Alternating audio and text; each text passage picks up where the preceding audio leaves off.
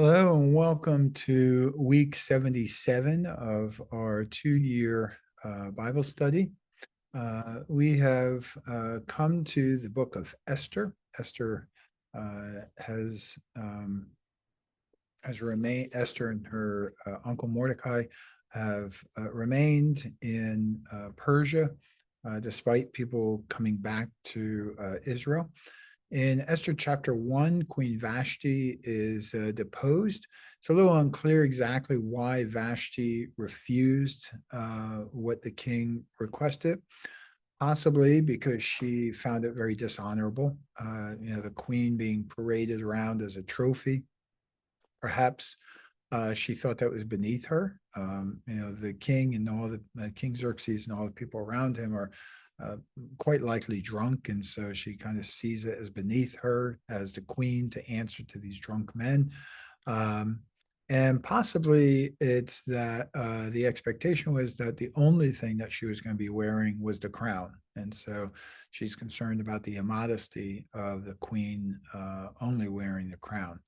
So we're not sure exactly which of these is the reason why Vashti refuses King Xerxes, but in doing so, she's deposed as queen. And so a beauty pageant essentially is set up, and Mordecai and Esther, who are introduced in chapter 2, would have been born in Babylon and Persia, probably approximately 100 years after Kish was exiled. Verses 5 and 6 give the background of Mordecai and Esther.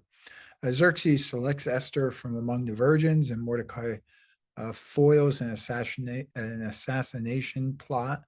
And quite honestly, Mordecai is probably looking out for Esther in this. I'm not sure that Mordecai cares so much about Xerxes staying alive, but if uh, Esther is Xerxes' queen and Xerxes is killed, it's quite possible that the queen will be killed. And so Mordecai is probably looking out for Esther in all of this.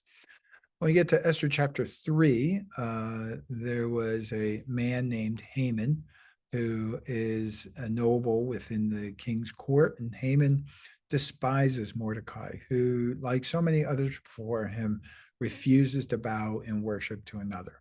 And so Haman devises a plot to kill all the Jews throughout Persia. In Esther chapter 4, Mordecai is making a spectacle that really embarrasses Esther, but his faith is resolute in God. God will not allow his people to be destroyed. Look at verse 14. It says, "For if you remain silent at this time, relief and deliverance for the Jews will arise from another place, but you and your father's family will perish. And who knows but that you have come to your royal position for such a time as this."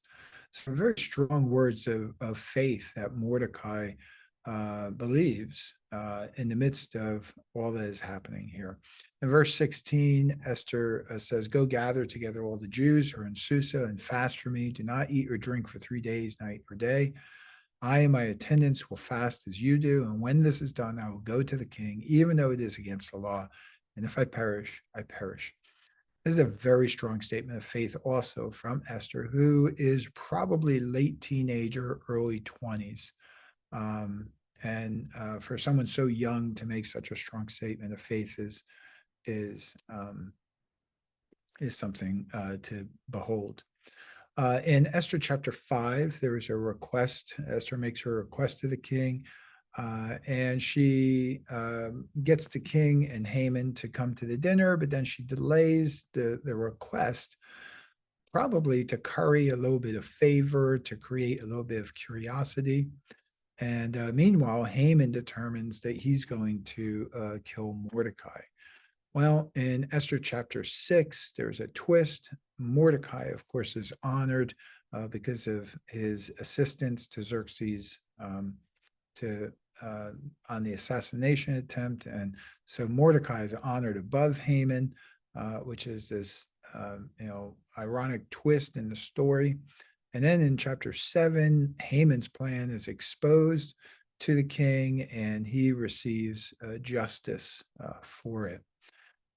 In Esther chapter 8, since the law cannot be reversed because of the way the laws of the Medes and Persians work, The new law gives Jewish people 9 months to prepare an armed response. And so this is the way that the king offsets the initial law.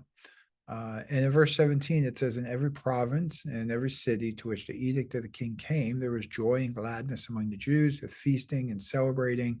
And many people of other nationalities became Jews because fear of the Jews had seized them. So following God in faith results in others worshiping God. This is a theme that we have seen throughout our study.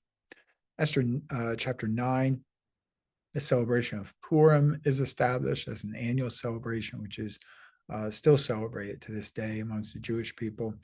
And in Esther chapter 10, Mordecai is also given a role of prominence within the empire.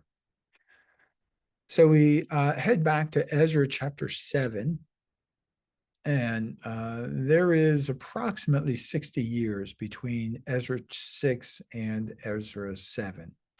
And Artaxerxes grants Ezra's return and the reestablishment of worship in Jerusalem. Again, this is in fulfillment of the prophecies that God had made on that.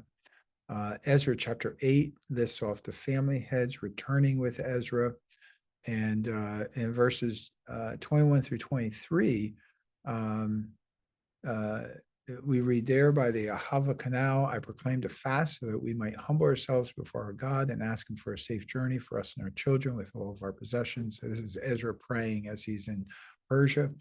I was ashamed to ask the king for soldiers and horsemen to protect us from enemies on the road, because we had told the king, the gracious hand of our God is on everyone who looks to him, but his great anger is against all who forsake him. So we fasted and petitioned our God about this, and he answered our prayer. Our boldness in speaking truthfully about God will sometimes lead us to a deeper dependence on him as we live out that truth. Ezra was ashamed to ask, for protection when he's just gone to the king and told him, my God can protect me. And so they rely in a deeper way upon God, and God does indeed protect them. In Ezra chapter 9, Ezra recognizes and prays a confession for Israel's sin on their behalf. So he's acting as their priest. In Ezra chapter 10, the book ends with the return to exiles making the hard choice to be faithful to God. Remember that it was the influence of foreign wives with Solomon that brought his downfall, that likely led to the splitting of the nation, with the north being continuously idolatrous and the south being consistently idolatrous. I think Ezra recognizes the seeds that this could plant for the future of the returning exiles. And thus, what sounds very harsh to us is it is a harsh response.